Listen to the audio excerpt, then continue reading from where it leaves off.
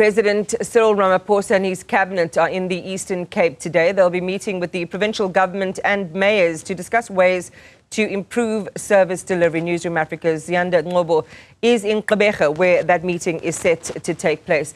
Ziyanda, good morning. And again, this is all about making sure that the work of the national government connects well with the work of the provincial government, and that those efficiencies start to manifest in the actual running of, the province itself. And we see problems across municipalities left and right in the Eastern Cape. So he certainly has his work cut out for him.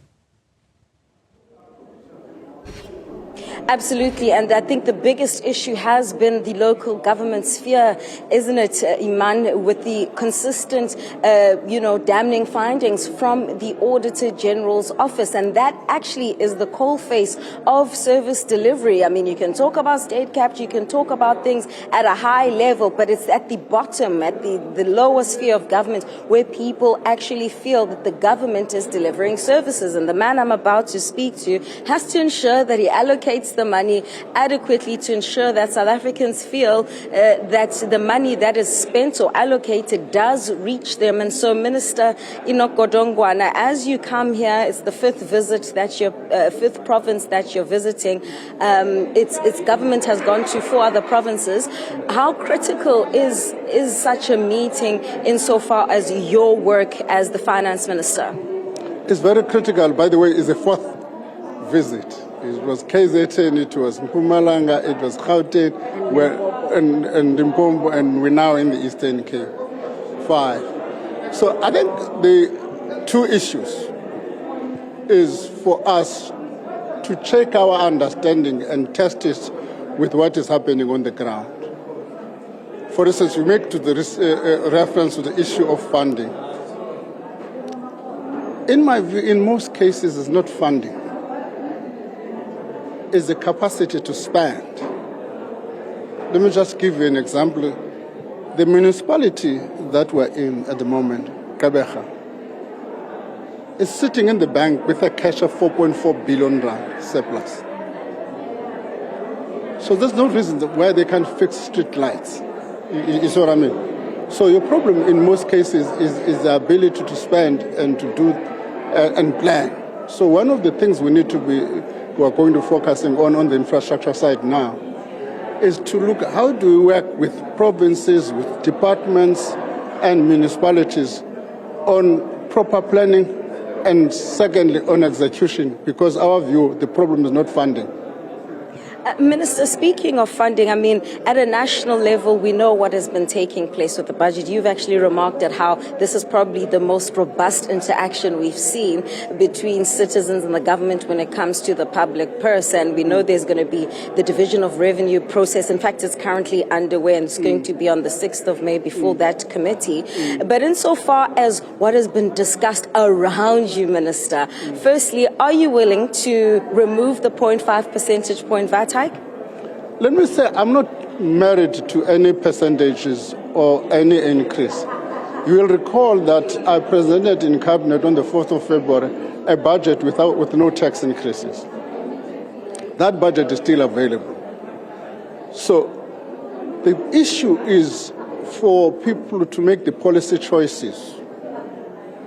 If you don't have tax increases, then you must then say, how do you make sure that the fiscal framework balances? In other words, if you remove the 0.5%, an equivalent amount on the expenditure side will have to go. Those are policy choices not made by me. Now it's before Parliament. Parliament is representing different political parties. Those political parties have got to make those choices. But the political parties are telling us that they are making various revenue proposals, and that today is the 16th of April, and that before the 1st of May, when that VAT hike is meant to take effect, you, Minister Finance Enoch Godongwana, can issue a gazette to stop that. Is that something that you've heard? What have they told you? Because ultimately it lies with you. Let me deal with what Parliament have said. Parliament's resolution is that the parties will make proposals to me which will not undermine the fiscal framework, but will replace the revenue I would have generated with the 0.5%. And that's what parties have got to do. A number of parties have made those submissions to me to that effect. The second set of point of issues is that both Section 12 of the PFMA and Section 7, subsection 4 of the VAT Act do not give me an automatic power to change it. Parliament has the power to change it once we make the necessary proposals, and we will therefore, if Parliament decides the way, assist in the formulation of a proposal to change it. It's a very technical process, Minister. A month, many were arguing, is just too short of a time to be able to do this. Do you think this is possible if that is the way things are going to go? Anything is possible, and I'm saying now it depends on Parliament. What I'm waiting for is the guidance from from Parliament. Parliament has got to say, they are the ones who have got to communicate the resolution of Parliament. Parliament is going to communicate to me the resolution of Parliament and how I should respond to that resolution. Once I get that communication, we'll be up and going.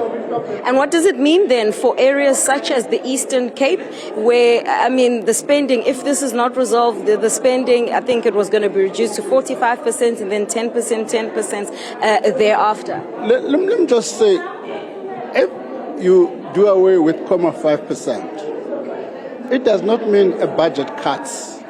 What it does mean, the increase will not be as big as it was supposed to be. In other words, for instance, take social grants.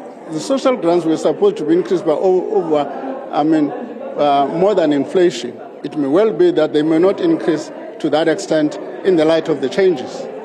All right, Finance Minister Enoch Godongwana, thank you very much for your time. Is speaking about the budget, of course, can't speak about the political negotiations, but in essence, Iman, he's saying, I'm waiting for Parliament to give me guidance on what to do, whether or not they meet the deadline that they have set out for themselves to have the 0.5% VAT hike removed come the 1st of May is anyone's guess as we now sit on the 16th of April 2025, only a few days to go. We'll wait and see.